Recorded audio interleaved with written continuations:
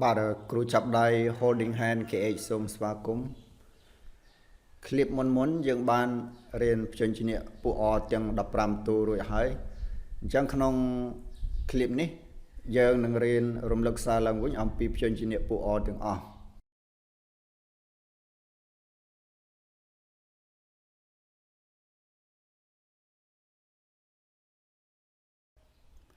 បាទសូមបងប្អូនតាមដានទស្សនាពីដើមរហូតដល់ចប់ដើម្បីទទួលបាននៅខ្លឹមសារមេរៀនពេញលេញសម្រាប់ឲ្យកូនរៀនបំពន់ហើយបងប្អូនថ្មីសូមជួយចុច Subscribe Channel នេះមួយផងឬក៏បងប្អូនអាច share នៅលើបណ្ដាញសង្គម Facebook របស់បងប្អូនដើម្បីឲ្យបងប្អូនដែល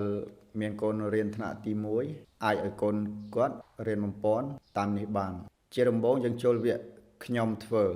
វគ្គនេះយើងអានមេរៀនជាគំរូឲ្យកូនស្ដាប់បើអញ្ចឹងតោះយើងអានមេរៀនឲ្យកូនស្ដាប់ទាំងអស់គ្នា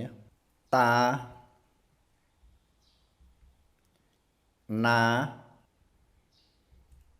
កៃឆៃតថោបួតាបើទឿខែផែដៃខោសោ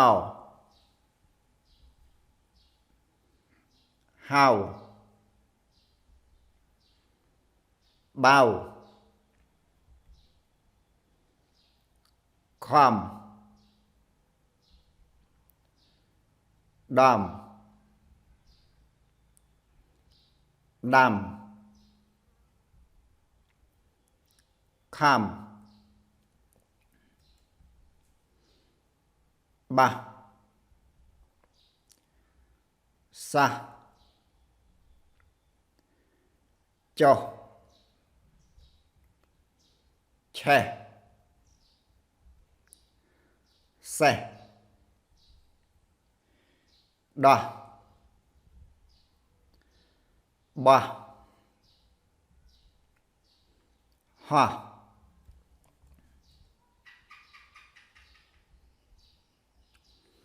បែ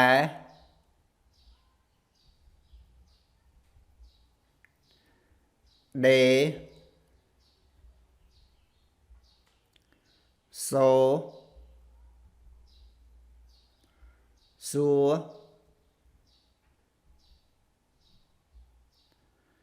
ហូអូ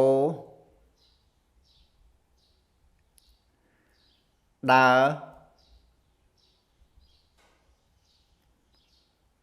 ហើ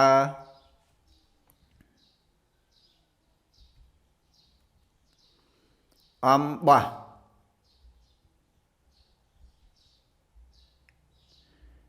ដំបៅហូហែសសេ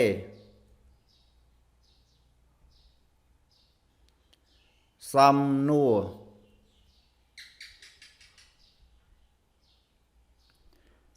លេះលោះ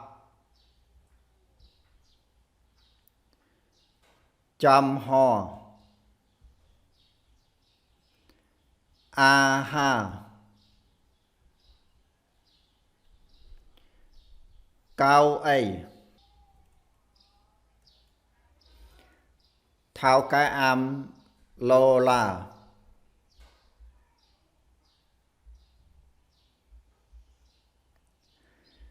ខោតាណៃឆេះ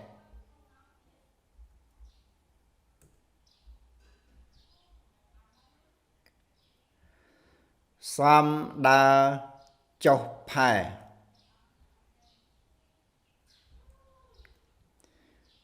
បាទវគ្គនេះចូលវគ្គយើងធ្វើអញ្ចឹងយើងអានមេរៀនហើយនាំកូនអានតាមជាមួយផងតោះយើងនាំកូនអានទាំងអស់គ្នា ta na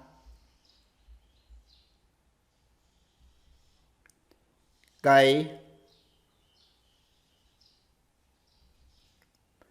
chay tọ thô bùa ta ba tư khai phai đáy khao sao hao bao khom đam đam kham ba sa cho che xe đa ba hoa bài đề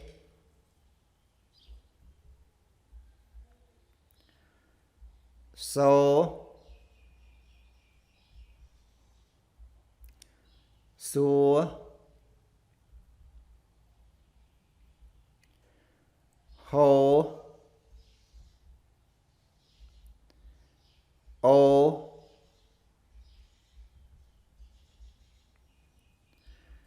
đa hà ba đâm bao hô hai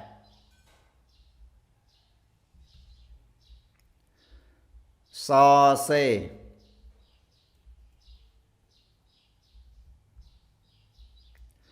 xăm nua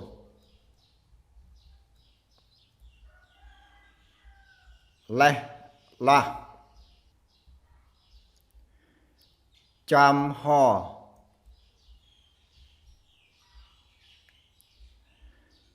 a ha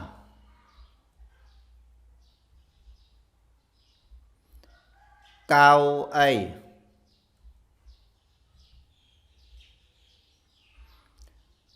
thao cái âm lô la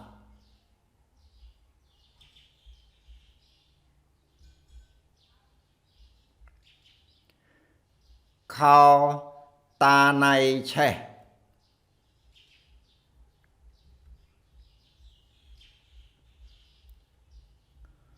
xăm đa chọc phai ba đặc viện ấy chôn viện nệ thớ viện ấy xôm tổ ở cốn an mê riêng được luôn anh chẳng là xôm bà với côn triếm ta ở côn chọc ở đám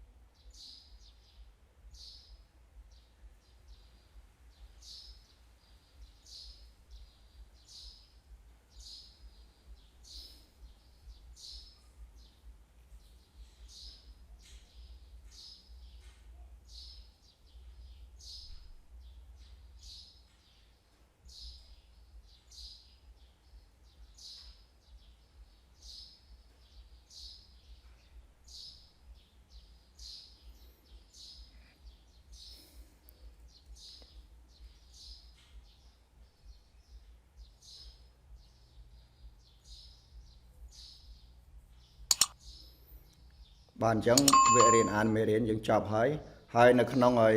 មេរៀនសារឡើងវិញនេះហើយយើងមានលំហាត់បាទសូមមើលលំហាត់ទាំងអស់គ្នាលំហាត់គេប្រាប់ថាចូលសរសេរពាក្យឲ្យត្រូវនឹងរូបភាពខាងក្រោមក្នុងคลิปមុនយើងបានរៀនអានពាក្យតាមរូបភាពហើយរូបភាពនៅក្នុងលំហាត់នេះសុទ្ធតែជារូបភាពដែលយើងបានអានពាក្យរបស់វារួចហើយបាទយើងមើលរូបភាពទាំងអស់គ្នាយើងមើលរូបភាពទី1នេះជារូបភាពតហើយរូបភាពទី2ជារូបភាពខោរូបភាពទី3ជារូបភាពសេះហើយរូបភាពទី4ជារូបភាពហោះឲ្យកូនសរសេរពាក្យនៅខាងក្រោមរូបភាពហ្នឹងឲ្យបានត្រឹមត្រូវបាទលំហាត់នេះសូមតើឲ្យកូនសរសេរពាក្យខ្លួនឯងសិនពេលកូនសរសេររួចហើយសិមយើងត្រួតពិនិត្យតើត្រឹមត្រូវហើយឬនៅបើត្រឹមត្រូវហើយយើងសរសើរកូនហើយបើមិនទាន់ត្រឹមត្រូវទេចាំយើងបង្ហាញចម្លើយឲ្យកូនមើលបាទអញ្ចឹងតោះយើងសរសេរពាក្យក្រោមរូបភាពដែលចាប់ផ្ដើមពីរូបភាពទី1មុនបាទរូបភាពទី1គឺរូបភាពតអញ្ចឹងពាក្យយើងសរសេរតអតបាទហើយរូបភាពទី2គឺរូបខោអញ្ចឹងខោយើងសរសេរខអោខោហើយរូបភាពទី3ជារូបភាពសេះអញ្ចឹងសេះយើងសរសេរសអេសសេះបាទរូបចុងក្រោយគេគឺរូបហោះអញ្ចឹងហោះយើងសរសេរហអោះហោះបាទអញ្ចឹងមេរៀនរំលឹកសារឡើងវិញអំពីព្យញ្ជនពួកអយើងចប់ត្រឹមនឹងឯងហើយសូមអរគុណបងប្អូនដែលបានតាមដានទស្សនាពីដើមរហូតដល់ចប់បាទសូមអរគុណ